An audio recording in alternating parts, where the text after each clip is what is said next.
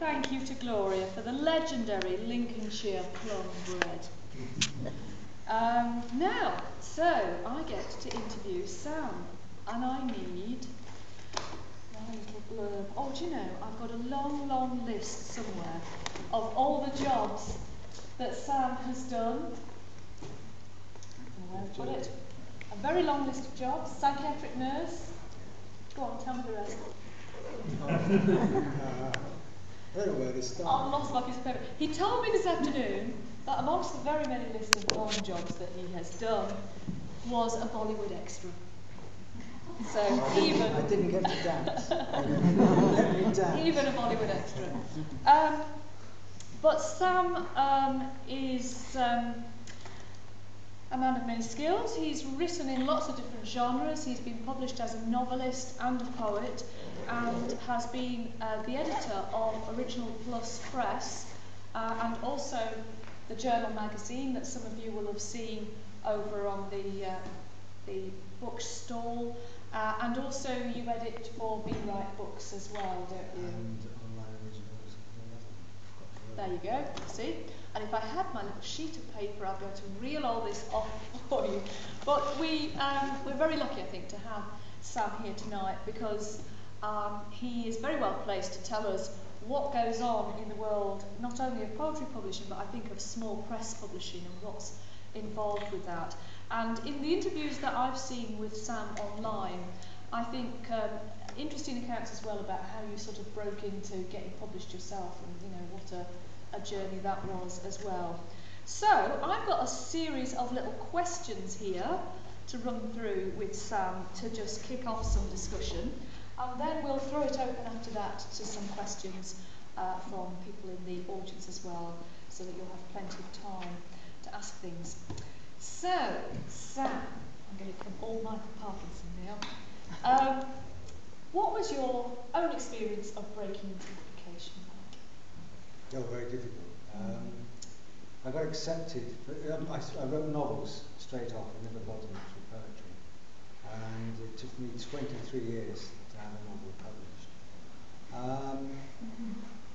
But I kept getting accepted by readers. The reader would take me on, and then the editor would take me on, and then the salesman would say, sorry, you can't publish this, it won't sell. And that happened time and time again. The last time it happened, I entered a competition. I thought it was a competition run by someone in Exeter, and there were, I think there's something like 2,500 entries, and it was actually a front.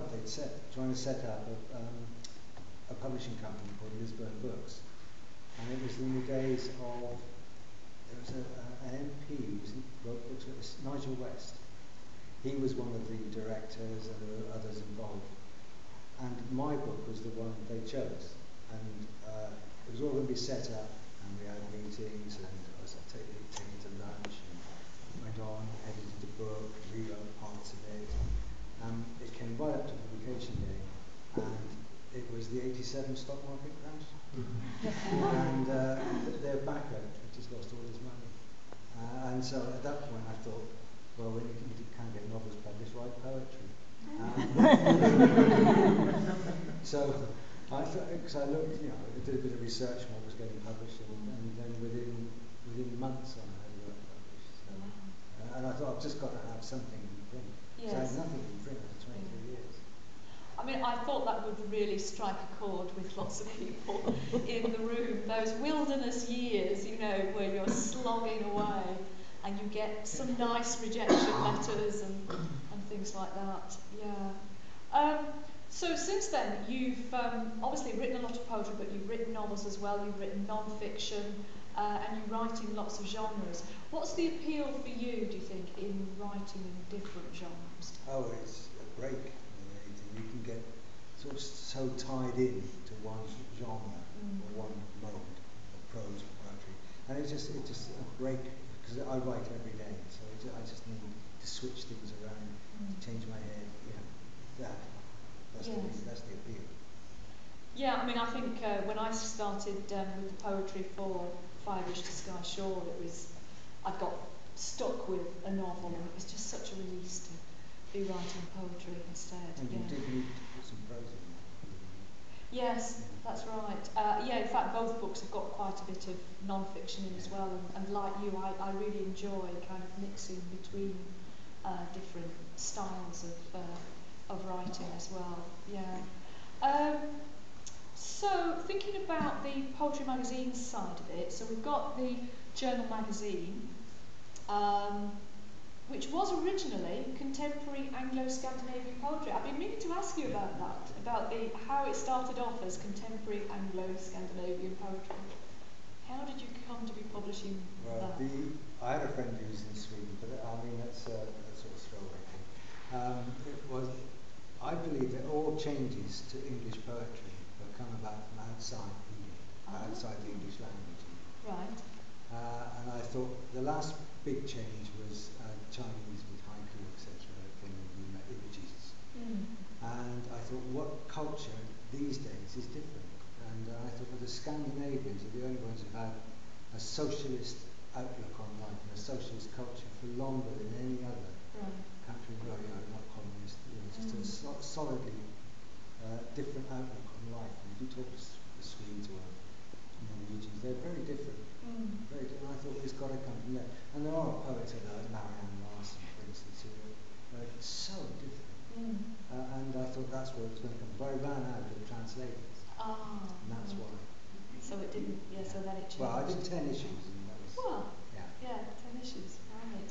So with the journal as it now is, and actually we were talking earlier about, you were saying that you get a lot of submissions from this area, from Nottingham and Leicester and so on. So we were talking about what a lively literature scene, in fact, we are lucky enough to have, and that poetry is thriving here in this club, but very much in the region as well.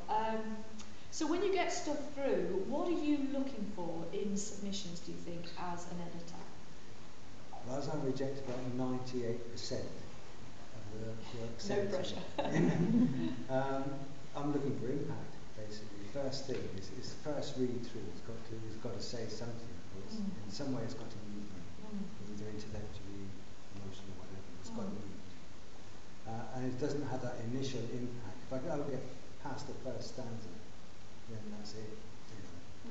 Because you just imagine I get through 30 submissions a week. Because each submission could be a whole bundle of poems. Well, it'll be a 6 maximum. But and it comes out 3 times a year, so you can imagine how much poetry gets in there and gets rejected. So you've got a very big slush pile in your office then. I try and keep it down, but it is big, So impact. So that's on the kind of editing the magazine side. You've also edited books. Previously, Original Plus was publishing books of this sort of length, a collection length with a spine and everything. And then, of course, it was about a year or 2 ago, isn't it, that the printer that you had used to bind the binder, he packed it in. And I couldn't afford that any longer. To do a limited print run is too expensive. And unfortunately, they don't always sell books. Boxes full of books. I've already had them just for years. Yes. They're never going to sell. Right, that was interesting for me to understand a bit more about the kind of economic realities of small press publishing. Well, in that case, I could do that because I could actually print them and get them bound any number at a time. Yes. It was quite easy for me to do, and economic as well. And the guy who was doing the binding was himself a poet, wasn't he? Yeah. So it went nicely, but he wanted to pack it in and other things. Yes. So this kind of economy of scale is a bit of a problem, isn't it? Yeah. You can do it now with print on demand, and a lot of people are doing it now. Yeah. But you've still got the large setup costs. Yes. And then you've got to sell them and make money. So it's a real revelation to me to discover when you were doing my Firebridge book that you were basically printing every single page and collating all of that in each copy yourself on your printer at home. And only then was it going to the printers to be bound. So, this really is kind of cottage industry stuff, isn't it? It's like produced in your study at home. But Original Plus is no longer doing the book size now because of that issue about the printers. So now it's the chapbooks, which are entirely produced, in fact, at home, as it were. When you're publishing and editing a book like this, a collection, what's your sort of approach to editing and shaping the material that goes into the book? Because I think different editors... It will depend on the material. Right, And, I mean, for instance, Firebridge, it first came to me, didn't it, without a lot of the prose. That's probably true, I think. And we talked it over and suggested that it needed some introductions. Yes. Because I was playing around with, would I do footnotes, what would I do, Whereas I didn't need to do anything with that one, it was perfect. But I've just published another one, which needed a lot of work. Right. But I could see the potential in it. Yes. And so we worked on it. Yes. It will be. So sometimes it's more kind of hands-on than the actual revising poems and that kind of thing. And sometimes I published a bird book for Carol Thistlethwaite. And so we suggested putting bird pictures in it and reworking it. And it will depend on the book every time and the material. Yeah, I think that's something that I was very conscious of in working with you on both of these books, is that a lot of our discussion has been about the structure of the book, the shape of it, what's going to go along, which poem alongside which poem, how the prose is going to interact with that, and then we've had illustrations to deal with as well. And you've also got to make two considerations. Some people will dip and some people will read from cover to cover. So you've got to go for the cover to cover and think about people who are going to dip as well. Yes. So the structure needs to work in both those ways. But you have to have in mind the reading. Yes, absolutely, and I think with this one we had a really complicated issue with 44 pages and how to make this puzzle fit together and what would sit on what page with what illustration and so on, So I wanted to just tease out a little bit more the economic realities of small press publishing is what I've got down here, and get down to some kind of figures and facts about how that works. The magazine, for instance, well, exactly. If you can share those with us, the magazine. If we think of this as a small press poetry magazine, what would be a typical number of subscriptions for a magazine like this, do you think, to keep this afloat? About 50.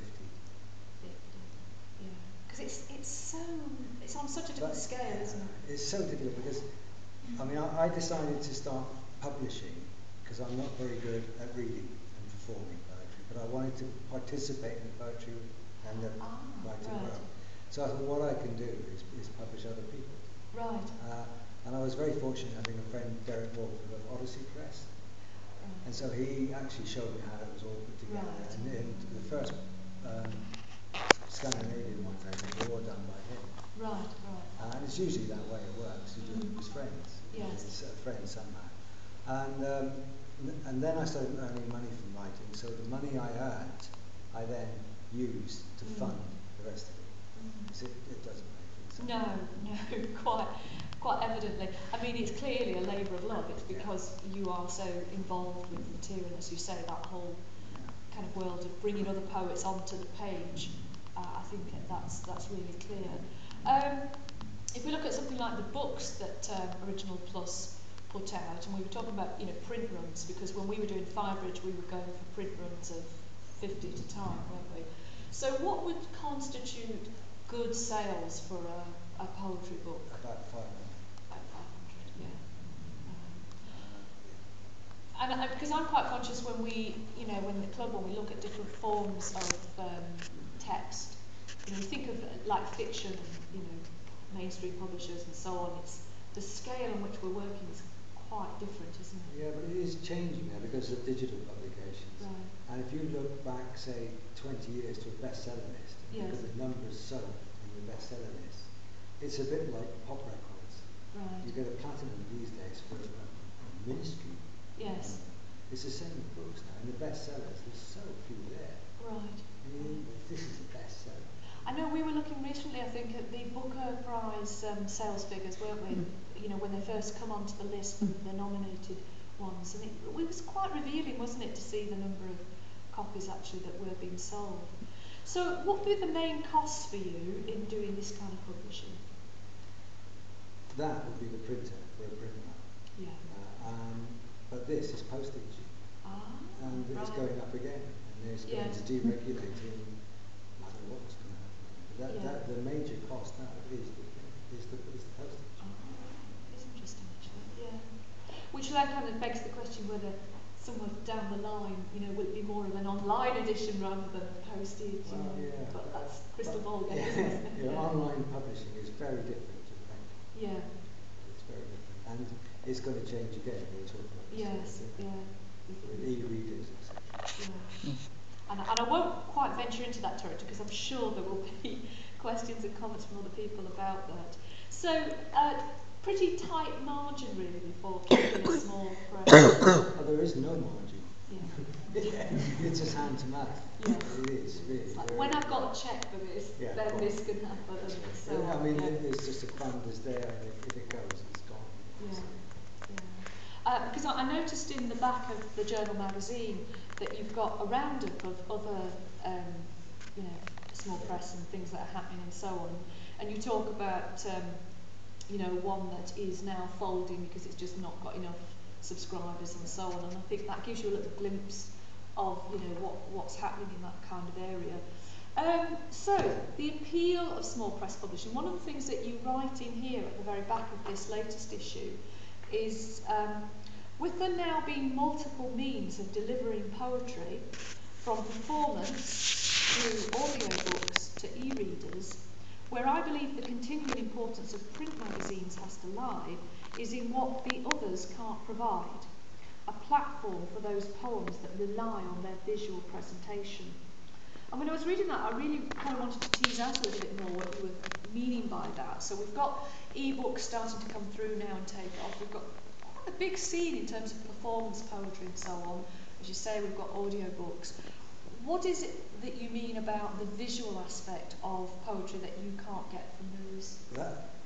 On a screen at the moment, it depends on the person using the computer or the e-reader. Right. What size font they want, what size screen they're using, will change the shape of the poem, its insets, how it's spaced on the page. Mm. And the only place it can be absolutely certain to be as the poet wants it is on the page. Yes, because we were talking about your experience with B-Write books of taking some existing collections and putting them into e-book form, and you're losing all the formatting. So it's having that control over the shape of the poem on the page. As the poet wants it to be seen. And it can only be done on the page. Right. And I guess that's going to lead into the question of, you know, what's going to change further down the line as this technology develops as well. So for you, I mean, it's been a labour of love. What do you think the appeal of small press publishing is? Because, I mean, we're not just talking about poetry, of course. I mean, a lot of the other materials that you've published, I do it because it was so important to me to have something in print. Just something in print. And know it's being read by someone else somewhere else. And I want to give that opportunity to other writers. It's as simple as that. It's so necessary to be in print. You know, for your development as a writer. Yes, I mean, I think, you know, here in the Writers' Club, you know, that's something that we've all been through, that sort of breaking through and getting small bits published and so on. It is absolutely critical, isn't it? Then you can move on. From that. Otherwise, you're sweating everything. Why isn't it published? Why isn't it published? Once it's published, you can put it aside and then go on. Yes. So, that's kind of worked through some of the questions that I had and taken us through, you know, different aspects of what Sam is doing as an editor and as a writer himself. So, let me throw it open to any questions that people have. Yeah, Margaret. Right. This book, in contrast to the last one, I would have found more aesthetically pleasing to have had it on EPUB on a tablet. Because the pictures are so delightful in this one, they shine through on glass, and the text would be perfectly satisfactory to me on except for one. there's a sort of shape pole, isn't there, in the middle? There is, yeah. Which is the one that would be difficult to control the format. Yeah, we were And talking about we this. tried to put that one in different typeface. Yeah. You lose it completely. Yes, but you can always say to your reader, this is best seen in. Well, we'll come back to that. Okay, yes. I'm just going to add to that because actually, if you took a photograph of the poem or scanned it in and then saved it as an image, Yes, then they can't mess about with the font. Yeah, but fair enough. But then, can you always read it? Yeah, the resolution, isn't it? Well, if you can see the pictures, then you can see that. But so you just need to. But what you haven't got though is something between you and the page. That's what I find exciting about it, but also sometimes difficult. Sometimes it's nice to know that there's something in this other cyber world behind that glass, which allows your imagination to work in one way. But at other times, some poetry is much better to have just the paper, physical paper, the physical print, and the interaction between your flesh eyes and the photons. Yeah. So I think that's I like the feel of the paper. And the feeling. Yeah. I mean, I'm just saying it's not impossible to control. No, not at all. But I think it's that touch of it. So I just bought one copy for a mountaineer friend of mine who can't keep books, and I know that Siobhan's pamphlet will end up in a climbing club hut, and it will become dog-eared and it will become stained. It will be fantastic. And there's no way you can do that with a Kindle or anything. I love that it's going to be in a mountain hut, up some mountain that I would never be able to climb. That's It's in Glamorous Valley, it's the Climbers Club hut, so you can drive to it. Maybe I'll take you there one day, you can go and find your dog-eared something. Any other questions or comments or bits of discussion that people wanted to pull out? Yes, Terry. It's not a question really, it's a word of praise I suppose. I love perfect bound books, I love actual books. I love perfect bound books, I just think they're wonderful. And when you said that you produced Siobhan's Highbridge book on your computer at home and then only sent it to a printer, I would never have believed it. It's beautifully done, thank you very much, it's a lovely book. I'll tell the binder. I don't buy new books. I like them to have already a character and a history to them. So that's a conflict of opinions. I had a fight with the publishers I worked for over 2 years to hold off converting poetry books, the ones I'd already edited, to Kindles and iPods, because it was just messing up all the insets. Yes, but tablets are different. Well, tablets, yeah. But even so. This is going to run and run. But now we insist on all poems submitted, all collections submitted are left justified. No inset. So it doesn't get messed up and your wraparounds just follow through. Counts me out. Yes. Anything else that anybody wanted to jump in and comment on or ask about? Yes, Terry. I like that there's a flaw in the e-book publishing because it means there'll always be a space for real books and page poems. Oh, I think there will be for collectors anyway. They'll all do print on demand, so you'll always be able to get a print on demand copy. The whole setup's going to be there, and then the best bookshops will be second-hand bookshops selling second-hand print on demand copies. Nothing will change. There's no fuss really. But going back to my mountaineer friend, there's no way when he goes into the Himalaya that he's going to be taking a Kindle. He wants a piece of paper. Dangling over the edge of that. Because the batteries will run out. Yeah, but then you'll get solar charged iPods. Yeah, but still you can't rely on that either. It's the solid.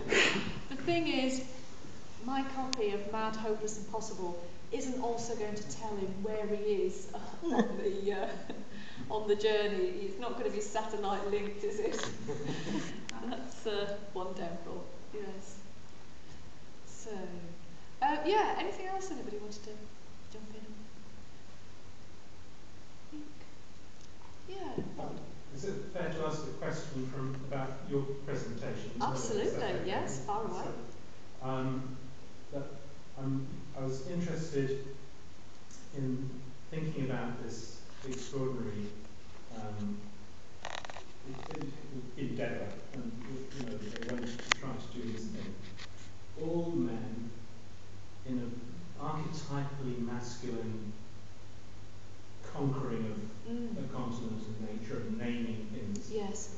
Whatever we think about the different actual gender roles, in terms of the archetype, this is an extraordinarily archetypally masculine thing. And I'm wondering how you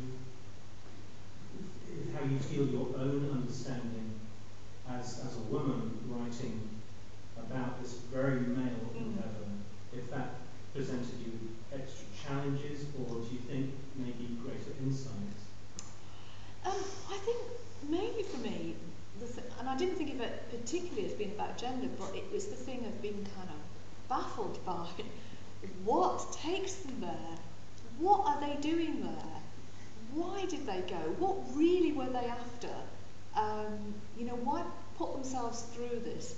And Shackleton, in the years leading up to this expedition, wrote things about how he would say, unfortunately, there's no wars anymore. So, the only way we men can get this kind of challenge, is to go off to these far-flung places. And just as he got his expedition together, along comes a war. And it seemed to me that moment of 1914 summed up so much about why they were there. That it was part of that same imperial mood. It was part of, the sense of we've got to carve up the globe and we want to get those flags out there and we want to get these places named before those pesky Norwegians get in and name it after their people, and all of that, as much as the kind of gender roles and things like that.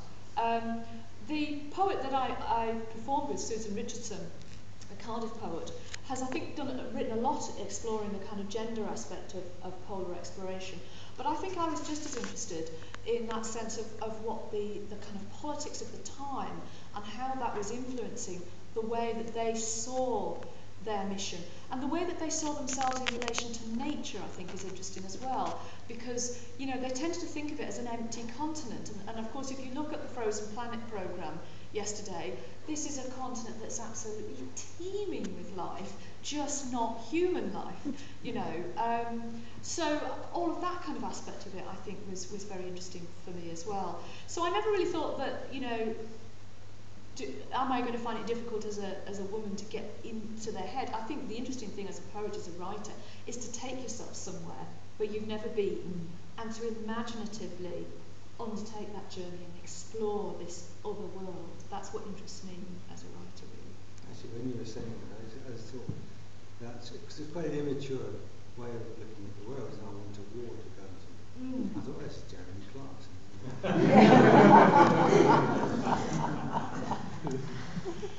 Still there, aren't we? Still there. Yes. Any other comments or questions? Yes, Mike. Yes, this is for Sam. It's all very well to talk about one's love for physical books, but we do have new generations of people coming through, young people, for whom computers are second nature. And do you really feel that they will continue this love affair with the physical book? Oh, I think it will always be there for some people. I'm not against it, because most of my sales now are digital. They're 90% digital. So I'm not knocking it at all. And I had one of the first books entered for the Booker, was an e-book. So that was back in the 90s. So I'm not against it. I'm just against it until they've got the technology right. Once they've got it right, fine. But it isn't right yet. It's got a way to go. I mean, if we think about you talking about the Booker submission, which was in the 90s in an e-book form. We had Damon Walters here recently talking about speculative fiction, and he was saying that genre fiction is going to really take off very well with digital publishing. And I know the conversation we were having earlier today was about the risk of getting, say, a book like this into e-book form, when the technology is already changing so fast that you can end up with a kind of slightly obsolete form that you get left behind as it moves onwards. So it's partly kind of looking at how you place yourself within that fast moving scene, really, isn't it? Yeah. Well, I think, unless there's any kind of other burning questions, I think I'd like to leave people with a little bit of time to browse the bookstall again, and also to chat to Sam at the end. And I do want to particularly thank Sam for coming all the way down from Cumbria with Stephanie to join us this evening. It's rare for us really to be able to get a poetry editor along to talk to us, so I think that's been a great opportunity, and particularly a pleasure for me because it's not very often that we get to cross paths, is it? So thank you very much to all of you for coming along, and especially a big thank you to Sam and Steve.